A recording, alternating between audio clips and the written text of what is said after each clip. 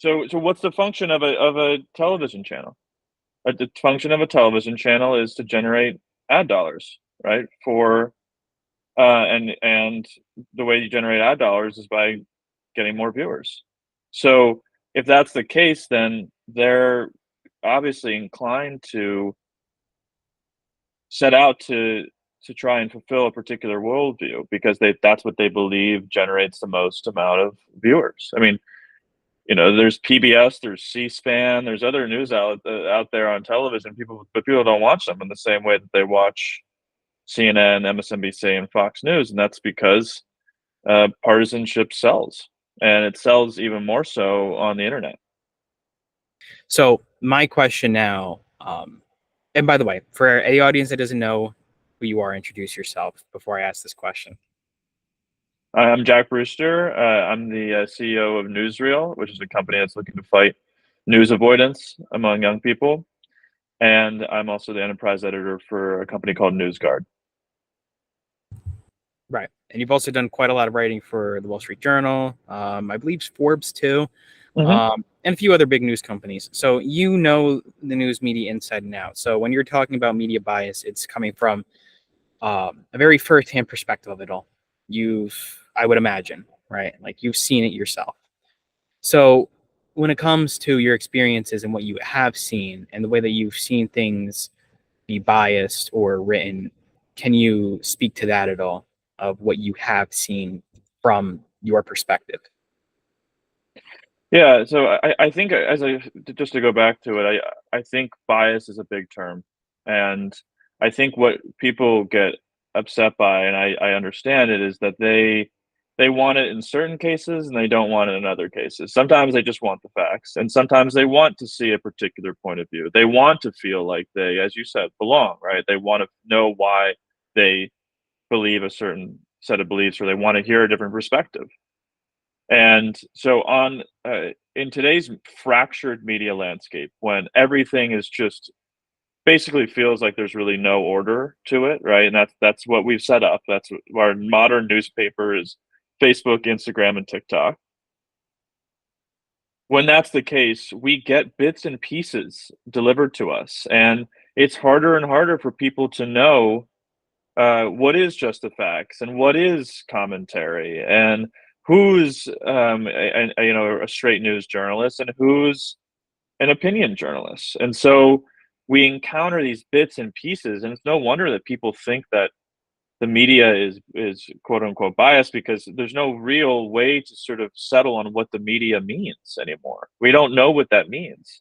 And so yes, like obviously there are journalists and news outlets out there that are not upfront about their point of view and portray the news in a certain way, and that gets at the financial incentive that they feel like they have to push that particular point of view. But it also goes back to just the way that we consume media nowadays, and how it really feels like we're just entering a jungle, and every time we go online to try and figure out what the news is of the day. Well, the follow-up to that is, as the CEO of a news company, basically, maybe not in the traditional sense, but a news media company, how do you set out to solve this problem? And what are you doing that nobody else, or that very few people, or that are doing, that you feel is good, that is geared more towards an objective reality as compared to something like Fox or CNN? One of the things, I mean, it's not our main focus, but one of the things that we are doing is we're going to try and embed some like radical transparency into our news apps. So, I think it's important to know about a reporter's background when you're getting your news, right? I mean, everyone has a bias. I have a bias. You have a bias. My dog has a bias. I mean, he has a bias towards certain kinds of foods, right? We all have biases, right? And I think the important thing is being upfront about them, and because nobody should get their news from one source, even if that source is completely objective. It just delivers straight facts. Like, everyone should have a diverse media diet. And that also goes for the reporters that work for a particular news organization. I think people should know about, where they've worked, maybe even we're thinking about this too with our app, like what whether they're registered for a certain political party, whether they've voted in primaries, whether they've ever worked on a political campaign. I think that's something that's important information. I don't think reporters should hide that. I haven't hid behind that. And I think that's kind of a simple thing that we could be doing in our app, and that's something that we're playing around with. Second thing too is I think being very, very upfront about the difference between straight news and opinion. Like we're looking into providing people with like a political opinion slider so that they can see sort of what are the different perspectives on a particular story. Right now, it's just embedded in articles, and the New York Times, the Wall Street Journal, they frequently do interview different sources, but you got to read down to it. Like you actually have to read, and people don't do that, and they don't know the difference between an opinion article and a straight news article. They don't know the difference between an editorial board and an analysis piece. So we want to make that abundantly clear and in their face so that they can decide, I want particular perspectives, or I don't want particular perspectives, because right now it's often kind of a shit show, and it's kind of hard for people to know, am I getting the news right now or am I getting commentary? So those are two things. The last thing we're kind of playing around with is personalizing news. So asking people, questions about their political preferences so that they can see on a spectrum where they fall as a news consumer. Or, sometimes I think people don't know don't know if something's biased or not because they don't know what their opinions themselves are. And we want to give people information about that so that they can be equipped with the information that they need to go out and have difficult conversations about politics. So Not going to find a bad article about, or you're probably not going to find a bad article about Jeff Bezos on a website that he owns, right? yeah, I mean, I have to look in, and I haven't really totally studied the post coverage of Bezos. I do know they have written some critical articles about him, and memes definitely do simplify the issue, even though that is kind of funny. It can generalize things for sure. I do know that they have written some critical articles about him and reported on him, but it's hard to sort of summarize that. I don't know how many years he's on the post now, but it goes back to, as I said, what kind of media landscape do we want? In the U.S., we're unique in that we don't have many public funded news outlets, right? If you go to Europe, I mean, there's a lot of taxpayer funded news organizations, so they're not beholden to rich, billionaires like Jeff Bezos picking them up. Why did Jeff Bezos buy the Post? Well, the news media landscape is in a total free fall, right? The Post was struggling financially, and still is to this day. So why is that happening? Well, we've chosen this particular way of doing things, right? And I think we get what we pay for in some ways. Well, you're absolutely right. And I think this one really isn't a simplification because it's never really been mean, but take Elon Musk, for example. He is now a media mogul, right? Like on paper, he owns one of the biggest social media platforms in the world, right? Twitter. Yep. He owns, I believe, 100% of the company. Or at least he took it private. He owns 100% of the company. So everything that he says and does is his own, it's his own thoughts and feelings. So he's not at the mercy of somebody else or even to a company. If you want to get really if you really want to dig deep, like a company like BlackRock, for example, or Vanguard, he's not at their will or mercy. Everything that happens on that platform is generally his decision. Now, my point of bringing it up is in recent times, Elon Musk has gone from a Democratic voter to now donating, millions of dollars every month to a super PAC that just so happens also support Trump, and he has fully endorsed Trump. And we've seen the transition of the platform from Jack Dorsey, who is an independent, to a much further right-leaning individual such as Elon Musk, who owns Twitter. And we've seen the difference between how censored Twitter has gone from it being very PC and very politically correct to basically allowing whatever type of content you want on it, and the definition of a free speech to the extreme platform. And a lot of it is right-wing individuals that go trending and that are supported on Twitter. Now, the reason I'm saying this is because this is going back to the point of who owns what and the investors and, people's beliefs. So if we're talking about a Musk, it's not really a coincidence that the second he buys a platform, and again, this is somebody who is against the left, and this is somebody who is a Trump supporter because he has fully endorsed Trump. It's not really a coincidence that the second he owns the platform, it goes from left leaning to right leaning, right? Or a free speech, to the extreme platform. I have nothing against Elon Musk or Jeff Bezos, and I also not against them owning these platforms. However, most people are not really aware of how these sort of processes happen, right? And they're not really aware or focused on these transitions that occur between these platforms, between one owner to the next. And I think Elon Musk is a very good example of how extreme that difference can be. Mm-hmm. Yeah, no, I think there's different owners though, so there are some owners who take more of a hands-off approach and believe that there should be, independence from, how if it's a news company, how the news companies run, or a social media company, how the social media companies run. And there's people who are more hands-on. I mean, Elon Musk is so unique in that he is not only owns X, but he is one of the biggest social media accounts on X pushing right-wing conspiracy theories. So that would be like if Mark Zuckerberg suddenly started going from, posting these, this fluff content like he does about, updating, sorry, excuse me, things on his life, just suddenly dipping his toe into left-wing or right-wing conspiracy theories and pushing partisan political content. That would be, I think people would think that was bizarre.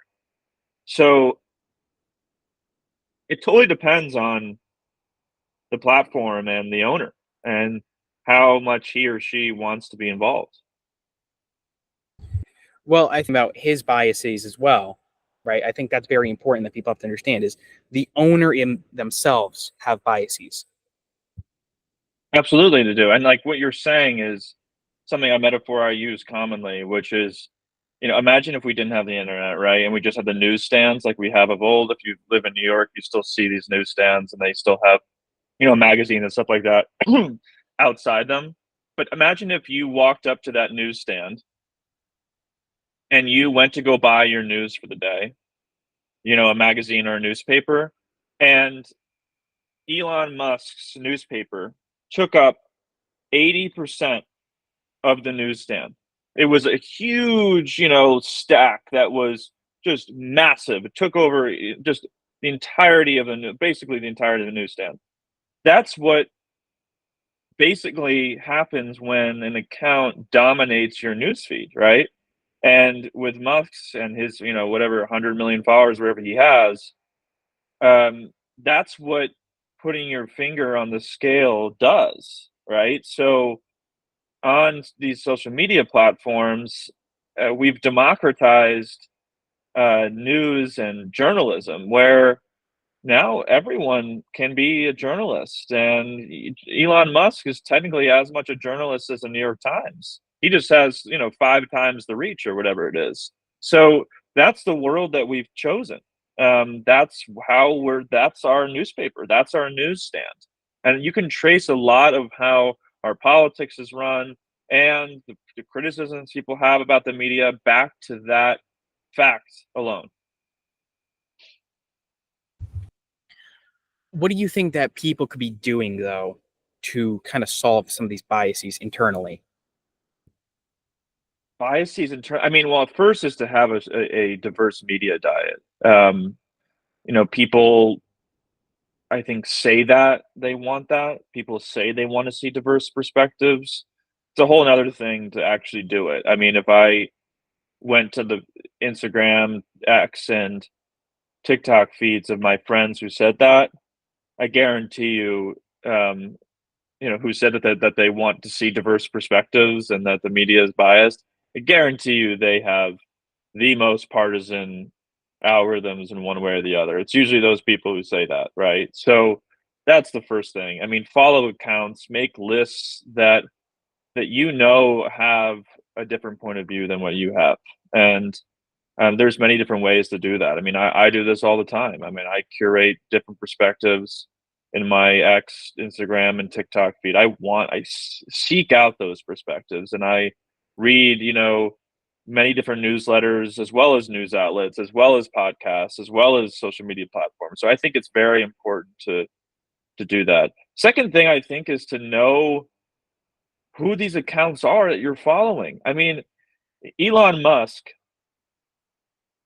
tweets at and retweets this account called, out of all the accounts that he follows, this account called N Wokeness, which is the top account that he interacts with of all the accounts on X.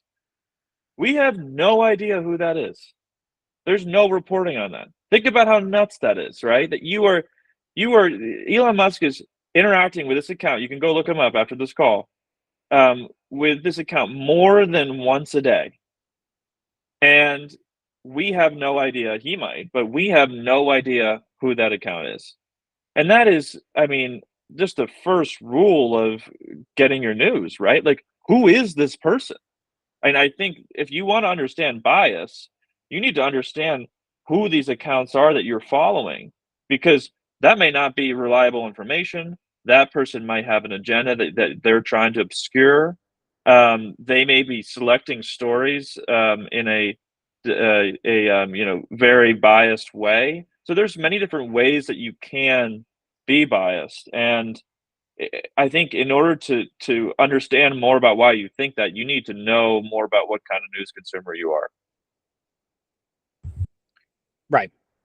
Well, to your point about knowing who people are and what people really want, I mean, I think that if people were brutally honest with themselves, they wouldn't really want the truth, right? Like,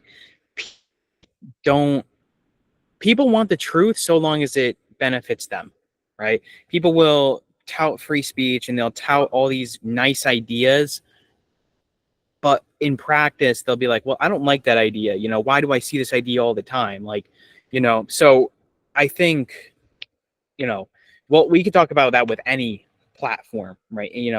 And then you also get the fact that there is only 6 major media companies, right, in the United States, but then that's a whole other issue, right? And the reason I'm mentioning them is because most people don't even know that there are only 6 companies that kind of run all of the media, right? And they know what the biases are of each of the owners of those companies. They don't know each of the shareholders. They don't know, like, there's so many like little bits and pieces that go into it all, right?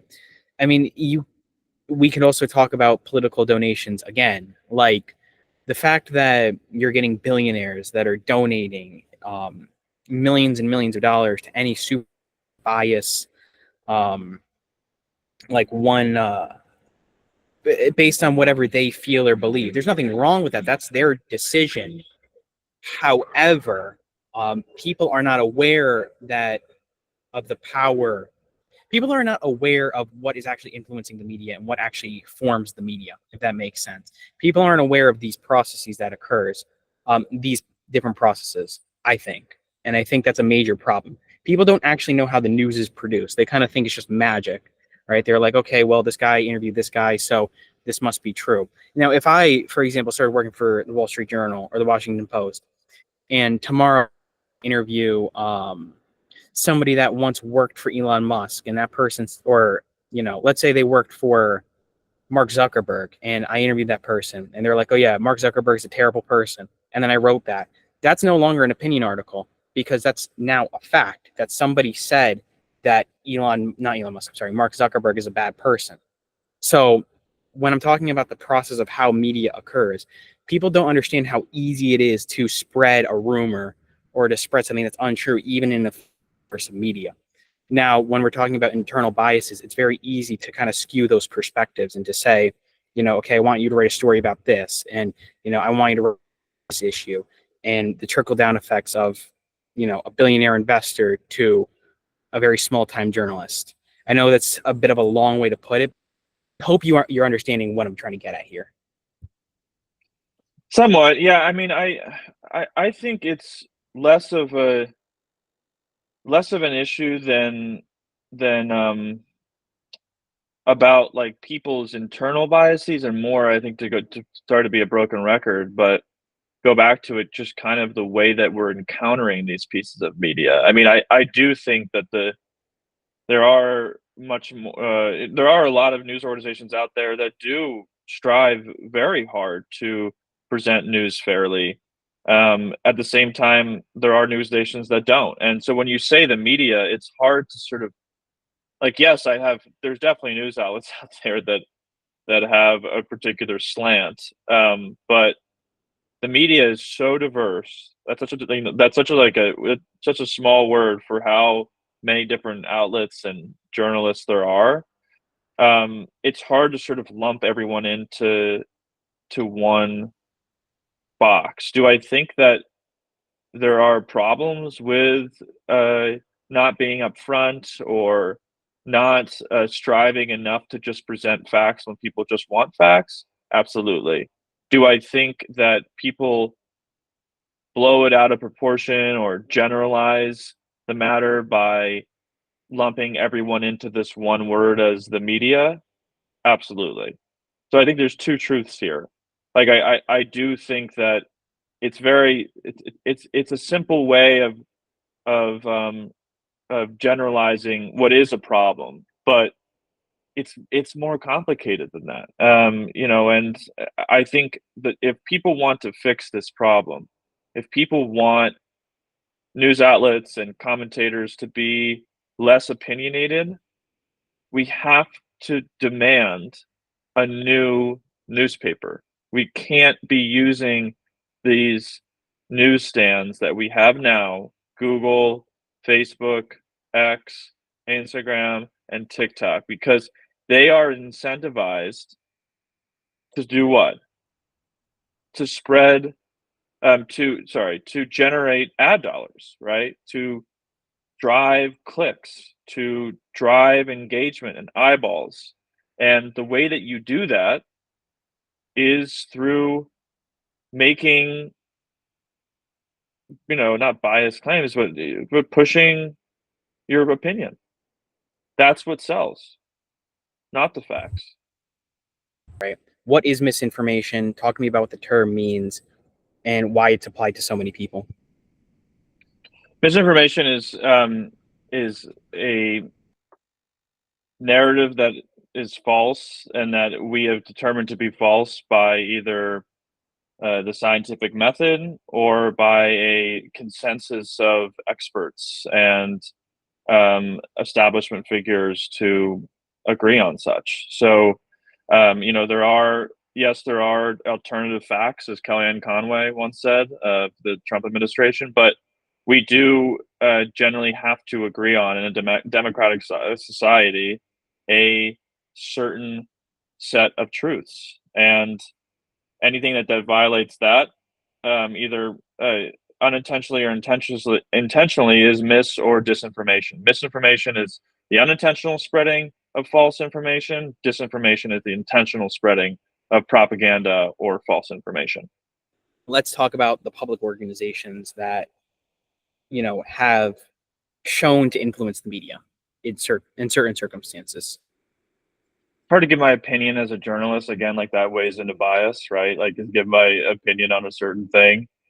Um, you know, I think, what I will say is that we have created this world where we don't really know the answer to these questions because these social media companies are not very transparent. I think one thing we all can agree on is transparency, and um, uh, social media companies are not transparent about everything from their algorithms to um, why someone is kicked off a platform. And I do think that that is something we all can agree on. If I were to give my opinion on it, it would be that that if there's any lesson here, it's that transparency needs to be key. And it's hard for me to say, like, I mean, to answer that kind of your question, it is kind of broad, and I haven't and I have certain opinions on it. But it's as a journalist, it's tough to sort of say like what my thoughts are on it, because it's if you have a specific question, I can answer it. But broadly, like I wade into giving my opinion, which I don't want to give. All right. Well, if I'm going to ask a more specific question, do you think that government plays a role in the truth? And what is the role of the government in public opinion and public perception of an event or facts? Well, as a journalist, no, I'm very wary of governments pushing back on the a certain set of facts, or what people believe it to be true or not true. And there's a long history of the governments doing this. U.S. government included, bullying journalists and uh, clamping down on press freedom and pushing back against stories that it doesn't like. And I think the courts have shown that that's not something uh, that we agree with in the United States, and that violates the First Amendment. So, no, I'm a strong believer in the First Amendment. I believe that the press has a right to report stories that sometimes are go against what the government, the federal government, or the particular administration wants or doesn't want. So, um, to answer your question, yeah, like I don't think that the government should have a role in the fact finding and determining what's true and what's not. And the Twitter files is kind of a nuanced story. I mean, it involved the. I'm trying to even remember some of the facts now. The certain people being asked to take down certain things, and as a journalist, that always makes me uncomfortable. I believe that, as I said to you, like that everyone should be entitled to say what they believe, and that everyone is a journalist now, whether we like it or not. And who is the government to say what we can and can't do? What's the role of a person on an individual basis, right? Well, I mean, it goes back to, I think, having a diverse media diet. Like if you feel like you know are getting one particular perspective, you need to do the work to try and find out news outlets or commentators that give you another set of facts. So I think that's one thing you can do. If you have a problem with that, then that's what you should be seeking out. I think the next thing too is to if you want to know more about a story, be a scientist. Use have a hypothesis about what you want or what you believe, and go for it. I don't think that people do this enough. They just sort of blindly sort of follow particular memes or narratives they see on social media, and then they stop their fact finding mission. Keep going, keep exploring, be curious. That, I think, are the two things I would say to people: is curiosity, and to have a diverse set of perspectives. What do you think? Oof. What's your goal at the end of the day with Newsreel, right? As the person who's trying to get rid of media bias in his company, and like, what's the end goal here, right? Like, what do you ultimately want to achieve with the company? Yeah, I mean, the end goal is not necessarily. I mean, obviously, I want to be an objective news organization, but I think the problem is bigger than bias. Our Newsreel's mission, at the end of the day, is to fight news avoidance among people, and to create a new kind of way of engaging with and learning about the news. We want to empower people to feel that no matter where they are, and how long ago they read the news, they can get caught up no matter what. And I think that's should not be a tall task, but it definitely feels that way in our current age, and that's for many different reasons, bias being one of them, but it's also just how overwhelmed people feel. People feel really overwhelmed by the sheer amount of information out there. It's also that people feel like they don't that they're lost because they don't understand particular terms or vocabulary about a particular news issue, or they feel lost. I want to be able to, with Newsreel, to get news curious people like yourself, people who are interested in news, but really spend a lot of time on social media, sort of bumping up into news, to feel like they can be empowered news consumers, that they can participate in the difficult conversations with their uncle at Thanksgiving, or their colleagues at work, or your teachers in school. I want to be able to give those people an opportunity to deeply think about the pressing issues of our time, because social media is not going to cut it. And I know people aren't going to turn away from social media, but we can give them something a little bit more that they can just sort of place into their media diet, like kind of like like the apple a day kind of metaphor, right?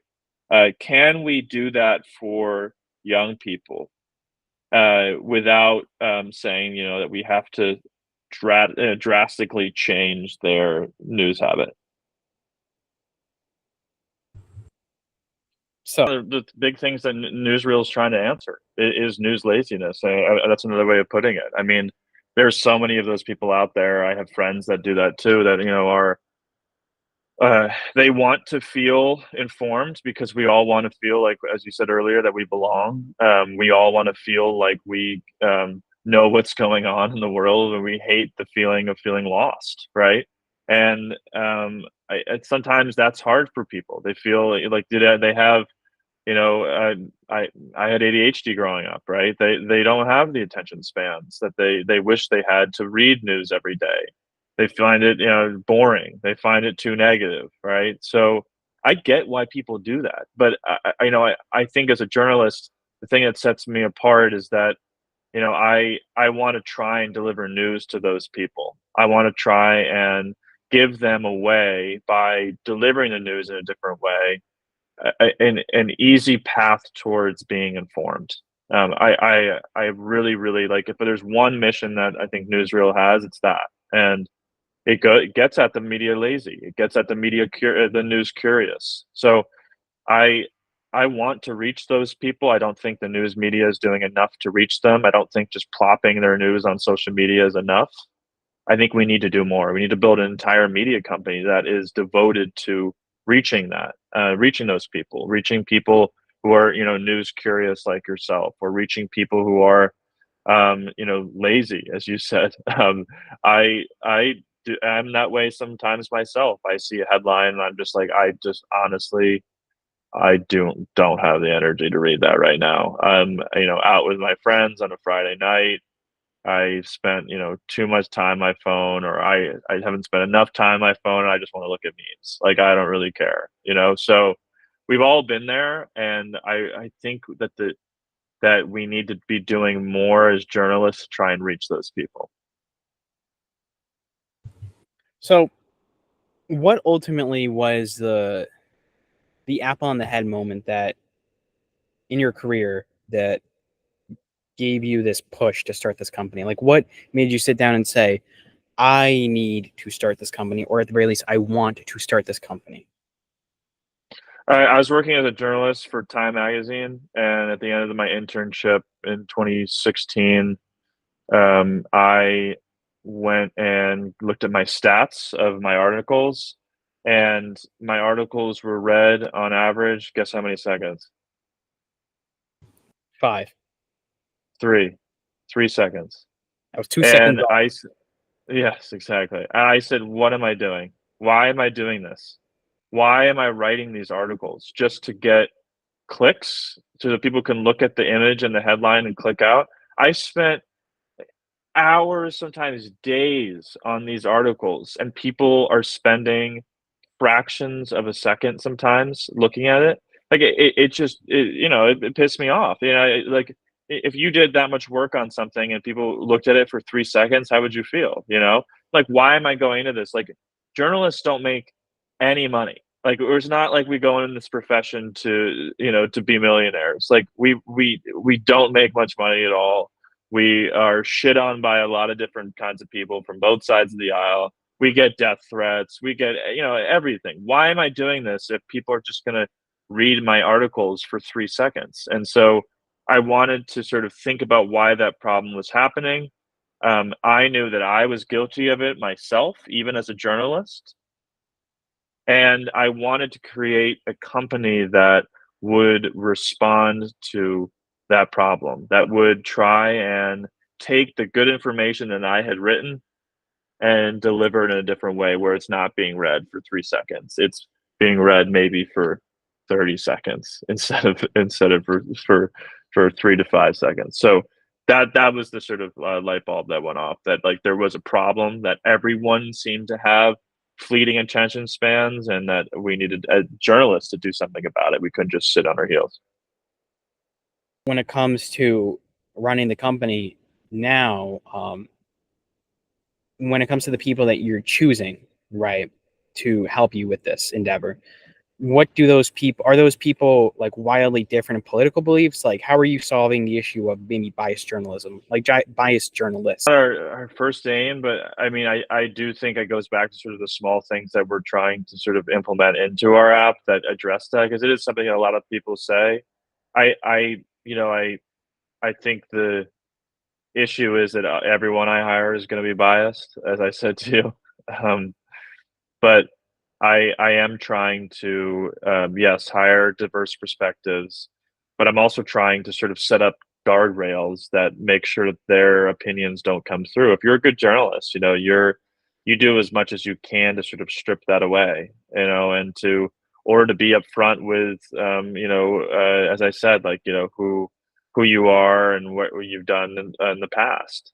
So I I think it comes down to sort of, uh, chief among everything is instituting guardrails into our, journalistic practices and our, code of conduct, where um, those opinions aren't coming through, because we all have a certain point of view, and my company, I hope, will do as much as we can to sort of strip that away. But how can we limit that as much as possible? I mean, every single news outlet on the planet has a particular point of view, and the trick is the ones that do that I think are better are the ones that either are radically upfront about it, or they are just dogged in their search for how they can be as objective as possible. There really is no fully objective journalism, but as if it's on a spectrum, how objective can they be?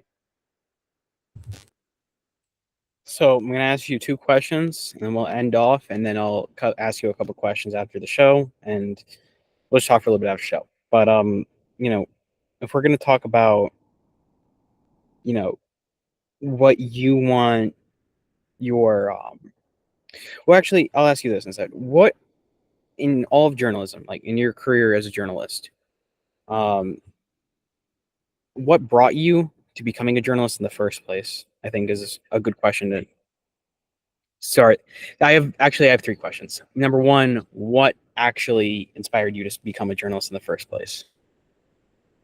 Yeah, I think I love empowering people to have difficult conversations. I grew up in a household where my dad was a journalist, my mom was a therapist. So I grew up having wonderful dinner conversations, and I saw how much it made me a richer person. And I wanted to sort of bring that to other people. I wanted to bring information to those that maybe can't get it as easily as they wish they could. So that's one of the chief reasons why I wanted to become a journalist. The second thing I think is that I wanted to give uh, a voice to the unheard. That's, I think, a major job of a journalist, and I feel like I've really tried to make that a part of my career. I think also third too, like I really love um, making complex things simple for people. And that goes back to my first point. Like I just really love taking something and being able to sort of explain either the importance of it, why they should care about it, or how they should care, how they should think about that particular issue or problem. Because human beings are just oftentimes just bumping around in the dark. Like that's kind of our life. We go on autopilot, and I think the task of a journalist is to sort of try and get those people, all people, to wake up when they need to wake up, and to to engage with issues when they need to engage with them. So, What's your biggest achievement as a journalist that you feel? uh, biggest achievement as a journalist, I think I've done uh, a pretty good job of explaining some of the new ways that our media landscape have altered the way that we think and perceive politics. I know it's kind of a broad answer, but I wrote a story for the Wall Street Journal that got a lot of press about how easy it is to build an AI content farm, to build your own website that just generates articles in mass. I've built, the with my team, the beginning stages of a news app that is delivering the news in a different way. I've written a paper about how the internet's changing our brains. I've written a lot about conspiracy theories online, how they spread. So that all fits sort of in this one theme about how the internet is sort of changing the way that we think and the effect that it's having on our way of doing business. I use that broadly, and I think that's probably my biggest achievement. I think I've gotten a lot of people to sort of think about that weren't already thinking about it. Now, to end off, what advice do you have for young people?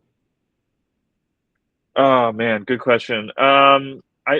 I think if we're staying I mean, do you mean broadly or you mean in journalism? I'm guessing you mean in journalism. Well, I mean broadly. I mean, whatever advice you want to give, I would say. Yeah, I think one is to uh, put your phone down, and have a have time where you read physical books or newspapers. I know it sounds ridiculous, but I do think that it really changes the way that we think. And it's very, very hard to have real deep reading or deep thinking if you're on your phone all the time.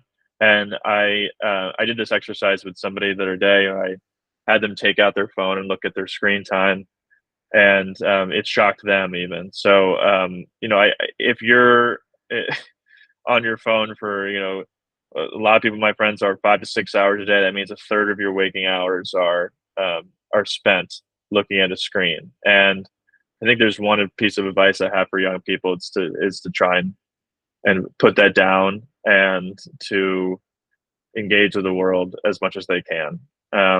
Second thing, when it comes to journalism, I think it's that to be curious. I think we've lost a lot of that. We lost a lot of our curiosity, and young people need to be curious creatures, or our civilization is destined to doom. It's destined to failure. So I think those are probably the two things I would say. I mean, there's many different pieces of advice. Those are the first that come to mind, though. All right. Well, I appreciate the interview. All right. I'm Of going to stop course. the recording and we'll talk a little bit after the show. All right. In 3, Yeah. 2, 1.